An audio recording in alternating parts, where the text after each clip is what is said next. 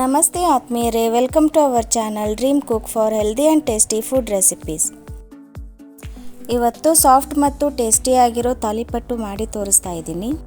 ನೀವು ನಮ್ಮ ಚಾನಲ್ಗೆ ಸಬ್ಸ್ಕ್ರೈಬ್ ಆಗಿಲ್ಲ ಅಂದರೆ ದಯವಿಟ್ಟು ಈಗಲೇ ಸಬ್ಸ್ಕ್ರೈಬ್ ಆಗಿ ಮತ್ತು ಪಕ್ಕದಲ್ಲಿರುವ ಬೆಲ್ ಬಟನನ್ನು ಕ್ಲಿಕ್ ಮಾಡಿ.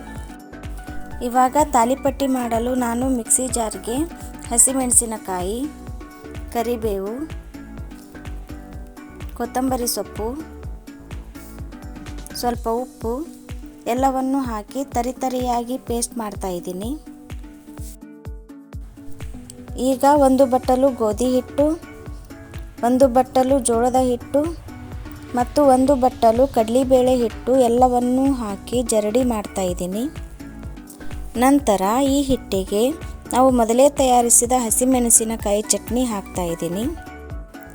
ಈಗ ಇದಕ್ಕೆ ತುರಿದ ಗಜ್ಜರಿ, ಸೌತೆಕಾಯಿ ಮತ್ತು ಸಣ್ಣಗೆ ಕಟ್ ಮಾಡಿದ ಉಳ್ಳಾಗಡ್ಡಿ, ಅರಿಶಿಣ ಪುಡಿ, ರುಚಿಗೆ ತಕ್ಕಷ್ಟು ಉಪ್ಪು ಹಾಕಿ ಚೆನ್ನಾಗಿ ಮಿಕ್ಸ್ ಮಾಡ್ತಾ ಇದ್ದೀನಿ.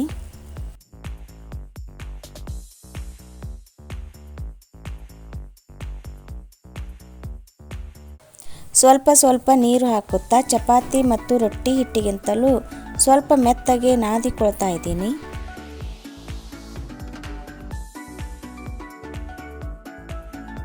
ನಾದಿದ ನಂತರ 10 ರಿಂದ 15 ನಿಮಿಷ ಮುಚ್ಚಿಡಿ. ನಂತರ ಸಾಫ್ಟ್ ಆದ ಹಿಟ್ಟು ರೆಡಿಯಾಗಿರುತ್ತೆ. 15 ನಿಮಿಷಗಳು ಆದ ನಂತರ ಒಲೆಯ ಮೇಲೆ ಹಂಚನ್ನು ಕಾಯಲು ಇಟ್ಟು ಒಂದು ಪ್ಲಾಸ್ಟಿಕ್ ಹಾಳೆಯ ಮೇಲೆ ಸ್ವಲ್ಪ ಎಣ್ಣೆ ಸವರಿ ಹಿಟ್ಟಿನ ಒಂದು ಸಣ್ಣ ಉಂಡೆ ತೆಗೆದುಕೊಂಡು ಮೇಲೆ ಸ್ವಲ್ಪ ಎಣ್ಣೆ ಹಚ್ಚಿ ಕೈಯಿಂದ ಹೀಗೆ ಒತ್ತುತ್ತಾ ಅಗಲ ಮಾಡಿ, ನಂತರ ಮೀಡಿಯಂ ಫ್ಲೇಮ್ ಮಾಡಿ ಕಾದ ಹಂಚಿಗೂ ಸ್ವಲ್ಪ ಎಣ್ಣೆ ಬಿಟ್ಟು ಒತ್ತಿದ ತಾಲಿಪಟ್ಟಿ ಹಾಕಿ ಅದಕ್ಕೂ ಸ್ವಲ್ಪ ಎಣ್ಣೆ ಬಿಟ್ಟು ಎರಡೂ ಕಡೆಗೂ ಚೆನ್ನಾಗಿ ಬೇಯಿಸಿ ತೆಗೆಯಿರಿ.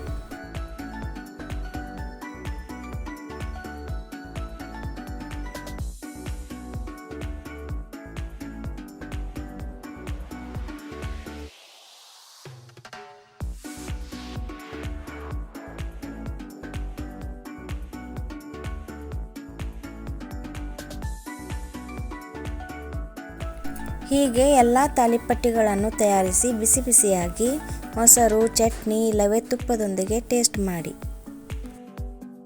ಬೆಳಗಿನ ನಾಷ್ಟ ಮತ್ತು ಸಂಜೆಯ ಚಹಾ ಜೊತೆಗೆ ತುಂಬಾ ಚೆನ್ನಾಗಿರುತ್ತೆ.